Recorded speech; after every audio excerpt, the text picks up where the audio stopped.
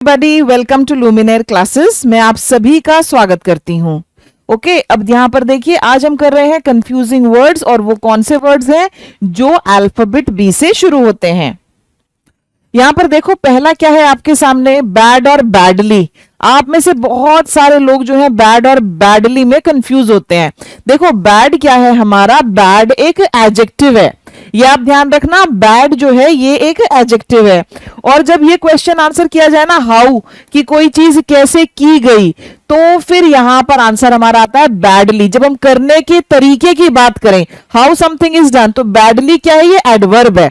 Okay, अगर मैं कहूं लड़का कैसा है, लड़का बैड, तो ये एडजेक्टिव हुआ ना, bad. How did he perform, perform कैसा किया, परफॉर्म जो है ये एक जो है वर्ब है, परफॉर्म। ओके, तो कैसा परफॉर्म किया, badly. How did he answer, badly. How did he sing, badly. How is the food, खाना कैसा है। अगर कोई कहना ही चाहे खाना गंदा है, हालांकि खाना गंदा नहीं होता है, then the food will be bad. समझ में आ गया आपको। एडजेक्टिव और एडवर्ब का फर्क आपको जानना जरूरी है। सिमिलरली मेरा मन कर रहा है कि मैं आपसे पूछूं कि गुड और वेल में क्या फर्क है और इनकी यूसेज कैसे है, जरा आप मुझे ये बताइए। Badly, it is an adverb and it is used after other verbs. They played badly. Badly का एक और मीनिंग हो सकता है, जो badly का एक और मीनिंग हो सकता है वो ये हो सकता है greatly, जब आपको किसी चीज की बहुत ज्यादा जरूरत हो। जैसे फॉर एग्जाम्पल मैं कहूं, I am badly in need of money. My body is badly in need of rest. Okay, so ये थी डिफरेंस, और इनको आप समझ लीजिए। आगे देखो, यहां हमारे सामने एक है बेर, और ये क्या है, ओके, और एक ये भी होता है। ओके, ये है बेर, ये भी है बेर, और ये क्या है, ये बियर। फाइन। अब एक और जो है यहां पर, ये मैंने अलग से आपके लिए लिख दिया। बेर का मतलब होता है नेकेड। ओके, जो हम कहते हैं ना, खाली पैर मत चलो, खाली मतलब जो कवर्ड नहीं है, वहां पर ये यूज होता है। Walking in the grass with bare feet is refreshing. इनकी जगह आप ऑन भी यूज कर सकते हैं, ठीक है। He was walking bare feet on the road. When people visit religious places they are bare feet. समझ में आया आपको। ओके, बेयर, ये BARE, ठीक है जी। और दूसरा हमारा क्या है, ये भालू वाला है। ये तो बहुत ही सिंपल है, बी फॉर बेयर, हमने बचपन में ही सुना है। इट इज एन एनिमल, और इसका मतलब कैरी करना भी होता है। इसका मतलब कैरी करना भी होता है। जो एग्जाम्पल दिया है, I can't bear the pain of losing my favourite watch, ये बर्दाश्त करना, कैरी करना। I can't bear this pain, I can't bear this loud noise, ये वहां पर भी आपका जो है यूज हो जाता है, ठीक है। भालू के लिए, बर्दाश्त करने के लिए, बच्चे पैदा करने के लिए, उन सब में जो है ये यूज होता है, ठीक है। अब अगर यहां पर हम क्या कह रहे थे, नेकेड, ठीक है। मान लीजिए कोई ड्रेन है, कोई नाला है, और वो कवर्ड नहीं है, क्या वहां पर भी हम नेकेड ड्रेन्स कहेंगे? थोड़ी यूसेज को भी समझो। वहां पर हम क्या कहेंगे, वहां पर हम कहेंगे open drains. Clear. Don't watch the eclipse with naked eyes, your eyes में बी अफेक्टेड। बॉडी पार्ट्स वगैरह के लिए ना ये ज्यादा यूज होता है, ठीक है। बाकी स्थानों पर आप जरा सोच समझकर यूज करेंगे। यहां पर है हमारे सामने बाजार, और अब ये वर्ड जो है डिक्शनरी में आ चुका है, राइट, इसीलिए ये यहां पर बोर्ड पर भी आ गया। और दूसरा हमारा क्या है, बिजेर। ओके, बिजेर, बाजार, बिजेर। बाजार तो बताने की जरूरत नहीं है, हिंदी वाला हमारा जो बाजार होता है ये वही है जहां सामान बेचा खरीदा जाता है, market, fair etcetera. The Saturday morning bazaar is worth seeing even if you buy nothing. Bizarre होता है स्ट्रेंज, विचित्र। Animals show bizarre behaviour before an earthquake, यानी कि weird, strange. Barry told me a bizarre story last night. His demand was bizarre. His confidence was bizarre because actually he owned nothing. समझ में आया आपको। तो बाजार और bizarre। आगे देखिए, ये बड़ा इंटरेस्टिंग है। एक है हमारा बाई मंथली, और एक है हमारा सेमी मंथली। इसमें भी स्टूडेंट्स कंफ्यूज हो जाते हैं। ओके, सेमी का मतलब क्या है, जरा मुझे बताओ। और कुछ भी नहीं सुना तो सेमी सर्कल तो सुना ही है आपने। Semi circle, haven't you heard of semi circle? इस तरह का आधा सर्कल जिसमें भी सेमी सेमी लग गया, SEMI, semi conductors. Okay, semi circle यानी कि आधा, सेमी सर्कल आधा सर्कल। तो सेमी मंथली क्या हुआ? ये हुआ आधा महीना, यानी कि 15 दिन में कोई चीज हो रही है। Semi monthly means twice a month, 2 हफ्ते में हो गई। We have our house cleaned semi monthly.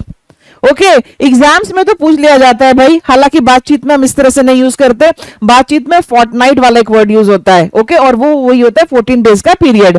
अब बाई मंथली क्या होता है? बाई मंथली होता है 2 महीने में एक बार।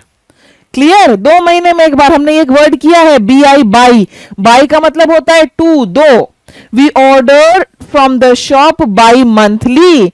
This magazine is published bi-monthly. Okay, we pay them a bonus bi-monthly, although they demand it semi-monthly. Clear to you? Bi-monthly and semi-monthly.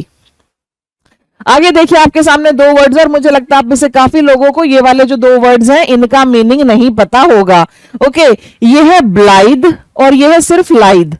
ब्लाइद and लाइद, ये होता है जिसको टेंशन नहीं है, फ्री ऑफ टेंशन। एडजेक्टिव है, इसका मतलब होता है light hearted, care free, no tension.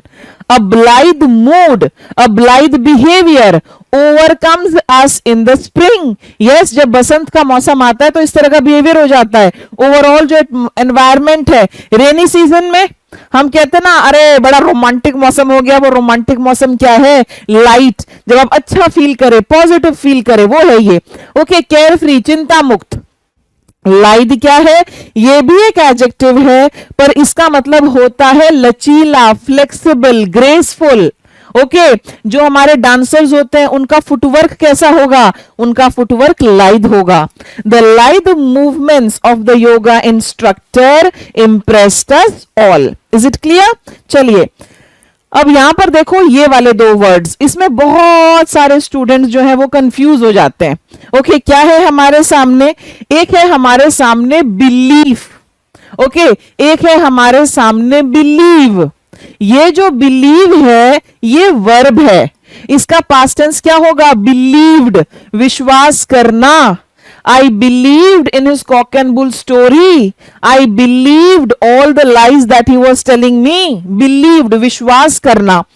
ये belief है, ये एक नाउन है, इसका प्लूरल भी होगा। प्लूरल कैसे होगा इसका? इसके प्लूरल के लिए हम उसमें s लगा देंगे, हो गया beliefs, ये होगा।